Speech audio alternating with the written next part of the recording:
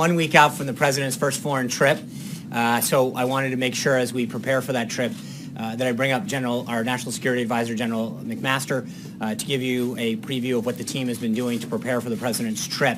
Our goal is to kind of start that process now, and then next week bring the general back and give you a more detailed update as to what the president's going to be doing in each of the areas and some of the highlights from the trip. We'll obviously additionally have background briefings for you as well to give the team that's going to be traveling from the press corps some logistical updates. So without further ado, General McMaster. Will you take questions after him, Sean? Yes, Jeff, I will be glad to take your question. In fact, if you'd like, you get to go first today. Hey, thank you, Sean. Good afternoon and happy Mother's Day weekend, everybody.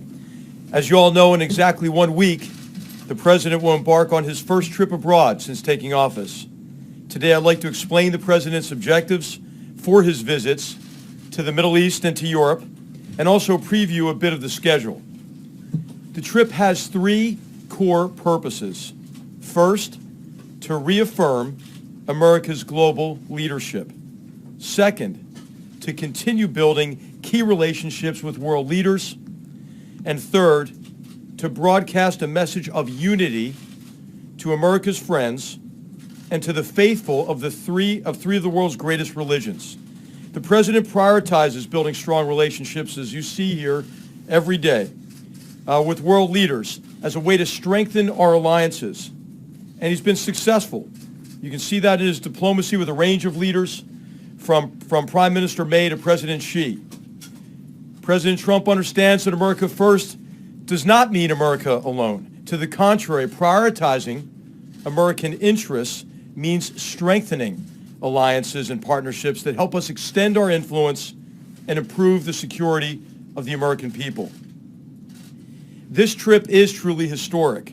No president has ever visited the homelands and holy sites of the Jewish, Christian, and Muslim faiths all on one trip. And what President Trump is seeking is to unite peoples of all faiths around a common vision of peace, progress, and prosperity. He will bring a message of tolerance and of hope to billions, including to millions of Americans who profess these faiths. The President will focus on what unites us. The President's trip will begin in Saudi Arabia, home to the 2 holiest sites in Islam. He will encourage our Arab and Muslim partners to take bold, new steps to promote peace and to confront those from ISIS to Al-Qaeda to Iran to the Assad regime who perpetuate chaos and violence that has inflicted so much suffering throughout the Muslim world and beyond.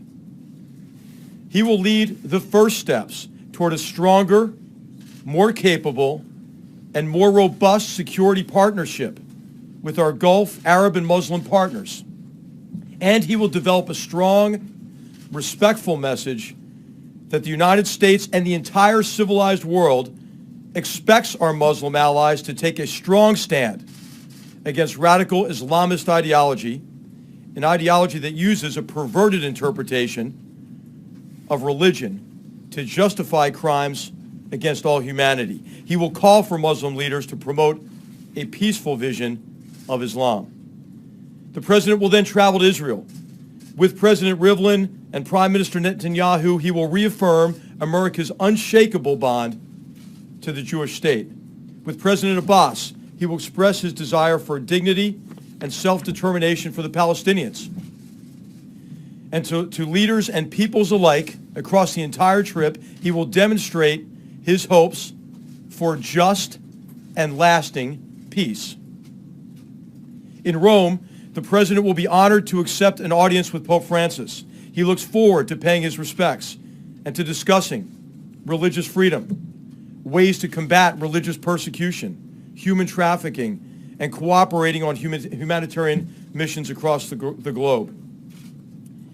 He will also pay his respects to the Italian people by meeting with President Mattarella, the head of state and one of America's most important treaty allies and trading partners. He also see again Prime Minister Gentiloni, who is hosting the G7 conference in Sicily.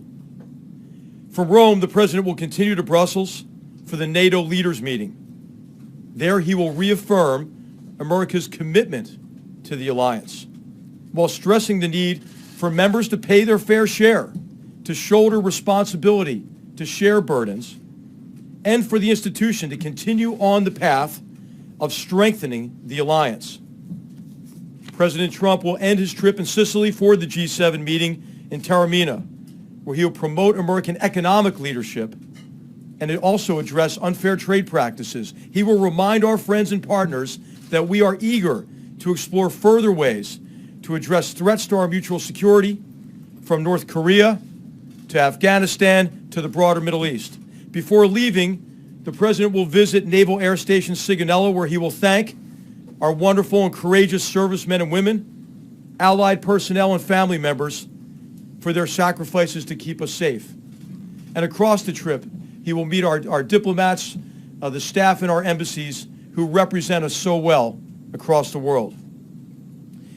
Lastly, just a few words on how this all came together. The impetus for this trip came from the President himself, and he has been fully engaged from the beginning, setting objectives, overseeing the planning. The President is receiving regular briefings from his cabinet and from our senior staff here on the national security side and on the economic side as well. Most of the leaders the President will meet on this trip, as you know, he's already met in person or certainly by phone. These relationships are off to a very strong start, and the trip is an opportunity to broaden and deepen those relationships. The administration continues to be in close contact and consultation with Congress, and we're drawing on the expertise across the Senate and the House in preparation for the trip as well. And finally, this really is a team effort. The White House and National Security Council staffs, the National Economic Council, continue to work closely with our Departments of State, Treasury, Defense, and others to fulfill the President's objectives and ensure smooth execution. On behalf of the President, I express the whole administration's thanks for all the hard work it takes to organize a trip of this scope and of this importance. So the President of all of us are looking forward to the journey, and with that, I'll take a couple of questions. Defer to Sean. General McMaster, how was this president viewed among our Arab allies, Saudi Arabia, UAE, and others, compared to his predecessor? Well, I'll just say the President's leadership has been welcomed enthusiastically. There was a perception that America had largely disengaged from the Middle East in particular, and that disengagement coincided with this humanitarian and political catastrophe in the region. And so now there's a broad recognition among all of our partners in the region that American leadership is necessary to help address this catastrophe and to begin to move the region toward the peace, security, and stability that the people there so deserve. And so what you're seeing, I think, is a galvanizing effect of the President's leadership in bringing those leaders together across the region, bringing them together for a positive agenda, right? Who's against ending this catastrophe? Who's against confronting these terrorists who are the enemies of all civilized people? Confronting Iran, who's participating in this cycle of violence, and to bring prosperity, peace to the region, the people who so richly deserve it. Thanks. Somebody who is crucial, obviously, in the intelligence community, somebody who's leading the National Security Council. So I have to ask you, this week in particular, there have been a lot of reports, including from our network, that intelligence officials are extremely concerned about how James Comey was fired. Do you believe that that threatens national security right now?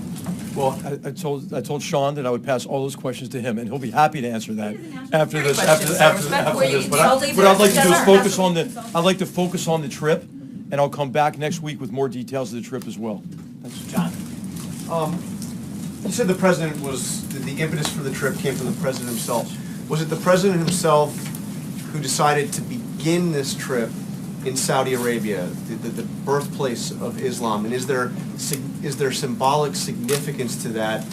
And how many of our Muslim allies, how many countries, how many Muslim majority countries will be represented at the meetings in Saudi Arabia? Yes. Well, this is the president's initiative to begin the trip in the Middle East, hosted by King Salman and the Kingdom of Saudi Arabia, and the king is going to bring together partners from across the region to meet with the president. So the answer to your question is, and I can answer in more detail next week, because it's still coming in as sort of the final attendees. But he'll meet with a broad range of leaders in the Middle East, of course, most of whom he's met already here, or by phone certainly. And we have the Crown Prince Mohammed bin Zayed is coming, for example, on Monday as well. Steve. Sean, General McMaster, at the beginning of this very long week, we were hearing speculation that the president was considering thousands more troops for Afghanistan. When he goes to Brussels on Thursday of next week, what is the message to the NATO partners with respect to their commitment in this long fight? Well, the key is that all of us have to be committed, right, to achieving our fundamental objectives in Afghanistan. I mean, Americans know really better than anybody, because the mass murder against our own country on September 11, 2001 originated with the terrorist safe haven and support base in Afghanistan. Recently, we have been engaged against ISIS, or in ISIS Khorasan in Afghanistan, with highly successful operations there that you'll hear more about in a press conference at the Department of Defense here in the near future. But what has happened in Afghanistan is the Afghan army is taking the brunt of the fight against these transnational terrorists and the Taliban. And so we're working with our allies to figure out what more we can do to have a more effective strategy in Afghanistan. What are options we can bring to the president to be more effective in meeting our objectives in Afghanistan? And what more can we ask our allies to do, which we're asking them now? So this is going to be really consistent with the president's guidance to us. Has the president decided that there should be thousands more troops? Is that The president has not made a decision yet on a course of action. What we have done, which is what we have done in many cases on the North Korea problem set, for example, is we've consulted broadly across our government and with allies. The president wants to hear from our allies as well. This is a president who listens to his allies and partners, who will have an opportunity to do so at the NATO summit, who will have an opportunity to do so at the G7. And so what we'll have at the end of this next few weeks here is an opportunity for a much more effective strategy for the problems set in Afghanistan, Pakistan, and the region broadly. Jessica. Thank you, Sean. General, if you could talk first about the evolution from the way the president campaigned, which was a more unilateral foreign policy, to this multilateral engagement that you're emphasizing, and the way that you're rolling out this trip to explain that. And then secondly, if you could also talk about the decision to send a delegation to the One Belt, One Road forum in China, and what you hope to get out of that. Okay. Thank All right, you. so America First didn't mean America alone ever, I don't think. And so what we have done is advance the president's agenda in national security by strengthening alliances, by burden sharing. Americans don't have to do everything, don't have to bankroll everything, and our allies and partners are grateful for, I think, the president's leadership in asking them to do more. So it is an alliance in which each of the members are doing their fair share, who are shouldering the burden. Is it stronger or weaker? It's stronger. So the president has done a great deal to strengthen our alliances. And America First didn't mean America not leading, right? So for America to secure and advance its interests, that requires American leadership. And so the president's leadership has been welcomed in all of the places that he'll be visiting on this trip, and his agenda, I think, that he laid out in the campaign is being operationalized and implemented by his cabinet primarily, with the assistance of our team here in the White House. Can I just press you on that, General? Two questions. First, there were reports out of Israel that President Trump may try to get Benjamin Netanyahu and Mahmoud Abbas in the same room together while he's there. Is that in fact the case? And also, to NBC News yesterday, the president said that General Mattis and his other generals would be announcing something on ISIS next week. And so, as one of the generals on his administration, can you talk to that? Is there an announcement coming next week? On the first part, it'll be whatever the president wants to do. So a lot of what we do in the National Security Council is try to keep up with the president. So you may have I think there are plans to reach out to both of them to get them together. The final plans aren't set yet. We can comment maybe more about that next week. But it'll obviously be up to the president and those leaders about how he wants to engage with them. But he'll engage with both those leaders there as part of the trip.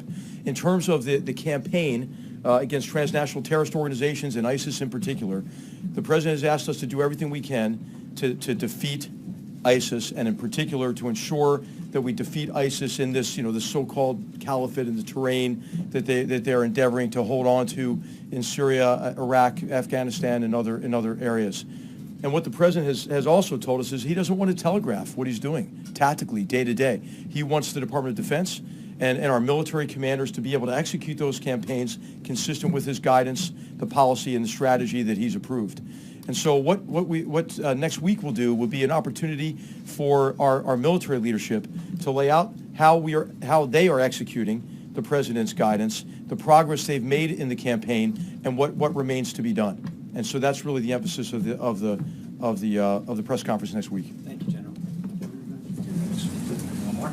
Can we hear about Russia and the agreements that were made this week with Russia's top diplomat? I mean, you're going to the region to speak with Arab allies. How are you going to explain agreements you've made with Russia, allied with Iran, in Syria, a place that the president has said is now a priority for him? I would characterize the engagements with Russian leadership by our Secretary of State, the brief meeting that the president had with former Mr. Lavrov, the phone conversations that we've had with Russian leadership as engagements, not decisions or specific approaches. I think what the president has made clear is that he will confront Russian disruptive behavior, such as its support for the murderous Assad regime in Syria, and its enabling of Iran and its very destructive policy and strategy that it's executing across the Middle East, what it's done and continued to do in Ukraine. He'll confront that disruptive behavior, but the president's looking for areas of cooperation. There are a lot of very significant security problem sets across the world.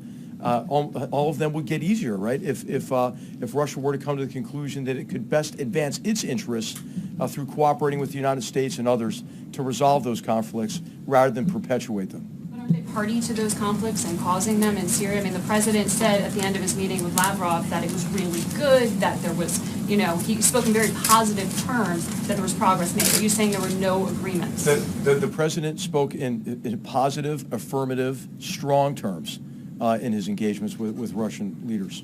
Thank you very much. Just follow on my question. I'll take one more. Sean, at the back. Yeah. I'm here, actually.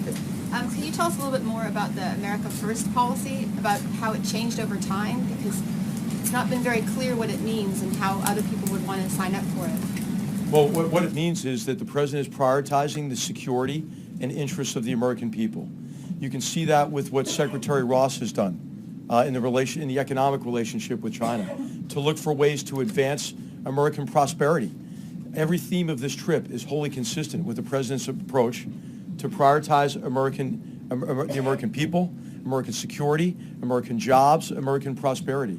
And so you'll see that with I think, almost a refreshing, I would say, integration of what we're doing in terms of security partnerships, along with economic relationships, and the diplomatic engagement that the president's cabinet has been engaged with since he's taken over as president, and this trip is going to be a tremendous way to solidify the gains already made and advance them further.